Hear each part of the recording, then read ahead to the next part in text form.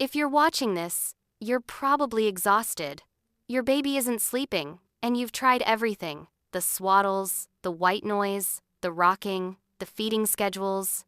Some nights it works, some nights it doesn't, and you have no idea why. The problem isn't that you're doing something wrong. The problem is that you're treating all sleep issues the same way when they're actually very different problems requiring very different solutions. Here's what most parents don't understand. When your baby won't sleep, it's not just one issue, it's a puzzle, and you need to identify which specific piece is missing.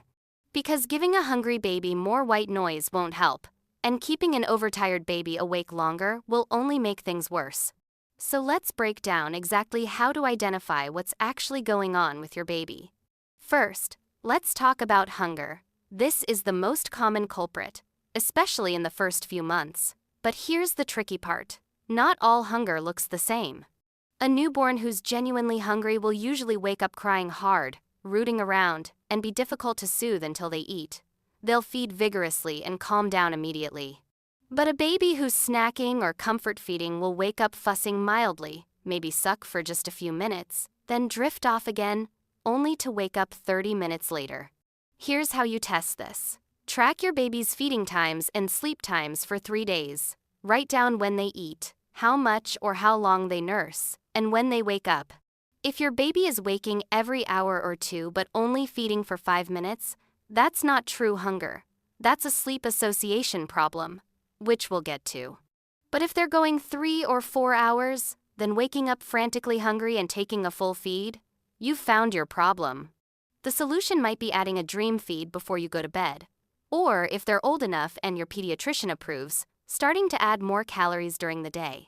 Next, let's look at overtiredness. This is the most misunderstood sleep problem because it seems backwards. You'd think a more tired baby would sleep better, but it's actually the opposite. When babies get overtired, their bodies release cortisol and adrenaline, stress hormones that make it harder to fall asleep and stay asleep. An overtired baby will often fight sleep harder, take longer to settle, and then wake up more frequently through the night. Here are the signs. Your baby rubs their eyes, pulls their ears, or gets that glazed, staring look. They might get fussy or hyperactive. And this is key. They might seem like they're getting a second wind, suddenly playful and energized. That's not energy, that's cortisol. If you miss that window and push past it, getting them to sleep becomes a battle. To test if overtiredness is your issue, start tracking wake windows. For a newborn, this might be as short as 45 minutes. For a 3-month-old, maybe an hour to an hour and a half. For a 6-month-old, around 2 to 3 hours. Set a timer from the moment your baby wakes up. When you hit that window, start your sleep routine immediately, even if they don't seem tired yet. Do this consistently for 3 days. If your baby suddenly starts falling asleep faster and sleeping longer, you've found it. The problem was you were waiting for sleepy cues that came too late. Now let's talk about environmental factors. Sometimes the problem isn't internal, it's the room itself. Babies are sensitive to temperature, light, and sound in ways that aren't always obvious. The ideal room temperature is between 68 and 72 degrees Fahrenheit. Too hot and they'll wake up sweaty and uncomfortable. Too cold and they'll startle awake. Check this by feeling the back of your baby's neck when they wake up. Not their hands or feet, those are always cooler. If the back of their neck is sweaty or hot, your room is too warm. If it's cold, add a layer. And remember, babies should be dressed in one more layer than you're comfortable in. Light is another big one. Even small amounts of light can disrupt melatonin production. That little charging light on your phone, the glow from a monitor, the street light coming through the curtains. Your baby's room should be dark enough that you can't see your hand in front of your face. Get blackout curtains. Cover any LED lights with electrical tape and use a red or orange nightlight if you need to see during night feedings. Red light doesn't disrupt melatonin the way blue or white light does. Sound matters too, but not the way you might think. Some babies need white noise to mask household sounds, but some babies are woken up by it. Test this by having a few nights with white noise and a few nights without. Track the results. If there's no difference, you don't need it.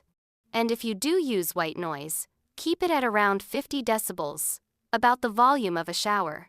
Any louder and it can damage their hearing. Here's a big one that catches parents off guard. Sleep associations. This is when your baby has learned they can only fall asleep under specific conditions. Being rocked, being fed, being held, having a pacifier, bouncing on a yoga ball. The association itself isn't bad, but it becomes a problem when your baby can't fall back asleep without it. Because babies, like all humans, wake up briefly between sleep cycles. Adults do this too. We just roll over and go back to sleep. But if a baby fell asleep in your arms and wakes up in their crib, that's confusing and scary. They'll cry until the condition is recreated. Here's how to tell if this is the issue. Ask yourself, how does my baby fall asleep? If the answer is anything other than lying down awake in their sleep space, you probably have a sleep association issue. Now, you don't have to change this if it's working for you. But if you're exhausted and your baby is waking every sleep cycle, needing you to recreate the conditions, that's unsustainable. The fix is teaching your baby to fall asleep independently. This doesn't mean cry it out if you're not comfortable with that. It just means gradually reducing your involvement. If you're rocking them fully to sleep, try rocking until they're drowsy, then putting them down. If you're feeding to sleep, try feeding, then a diaper change or song to break the association, then putting them down. Small changes, done consistently, over time. Let's talk about developmental leaps and regressions. Around 4 months, 8 months, 12 months, and 18 months, babies go through major brain development spurts. They're learning to roll, sit, crawl, walk, talk, and during these times, sleep often falls apart temporarily. They'll practice their new skills in their sleep. You'll see them rolling over in the crib, or pulling up to stand and crying because they can't get back down. If your baby was sleeping fine and suddenly isn't, check if they're near one of these milestone ages. If they are, the solution isn't to change everything you're doing. It's to ride it out and be consistent. Keep your routines the same. Give them lots of practice with their new skills during the day, and know that this phase will pass, usually in 2 to 3 weeks. Discomfort and pain are another category. Teething, gas, reflux, ear infections. These are real and they disrupt sleep. But here's the thing. Parents often blame teething for months of bad sleep when it's actually only painful for a few days per tooth. If your baby has been teething for 6 weeks straight, that's probably not the issue.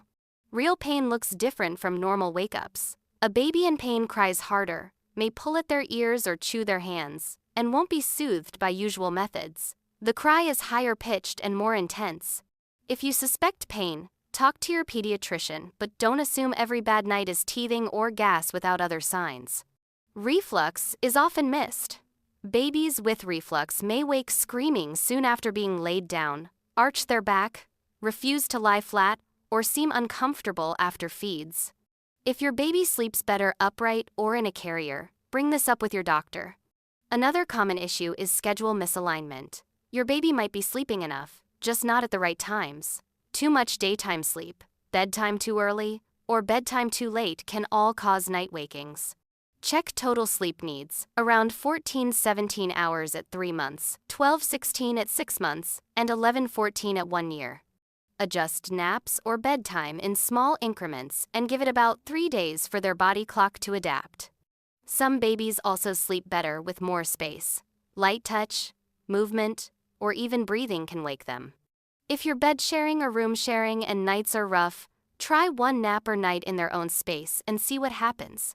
If it helps, great. If not, you can go back. Often, it's a combination of factors: overtiredness, sleep associations, and developmental changes at the same time. That's why tracking matters. Write down sleep, feeds, mood, and environment for 3 to 5 days. Patterns will appear. Your action plan. Change one thing at a time. Test it for at least 3 days, ideally 5. Don't stack changes or quit after one bad night. Consistency is everything. And sometimes, the answer is simply time. Young babies and sleep regressions don't always have quick fixes. What you can do is avoid making things harder with the wrong schedule or approach. Stop guessing. Start tracking and testing. Once you identify the real problem, the solution becomes clear. You've got this, and you'll find what works for your baby.